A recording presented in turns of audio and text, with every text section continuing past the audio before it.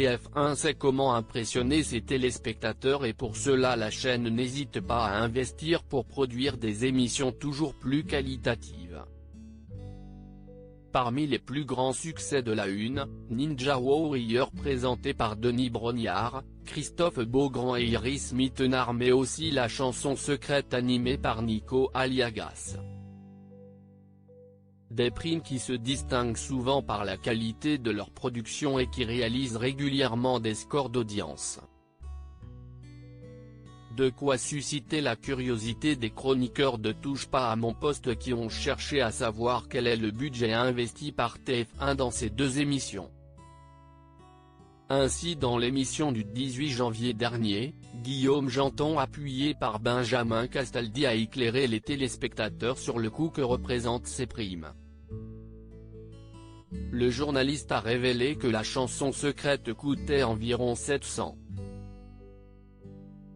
000 € à TF1 quand Ninja Warrior représente 1,2 million d'euros d'investissement.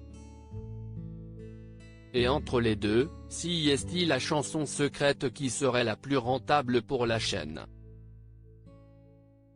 En effet, cette émission dans laquelle des stars se font surprendre en musique par leurs proches, rapporterait 17 centimes par téléspectateur à TF1 pour une audience totale de 3,9 millions de téléspectateurs contre 31 centimes et 3,8 millions de téléspectateurs pour Ninja Warrior. Si est deux fois moins cher de faire la chanson secrète, a appuyé Guillaume Janton en précisant que la clé du succès réside certainement en le fait que ce soit un format très simple où il n'y a pas de risque à prendre, qui coûte pas cher et qui fait de l'audience.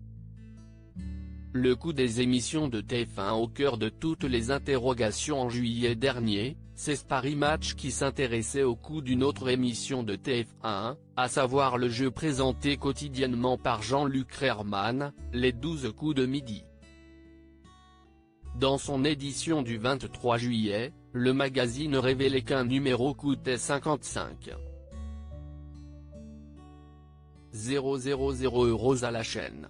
Encore une fois, la rentabilité est au rendez-vous.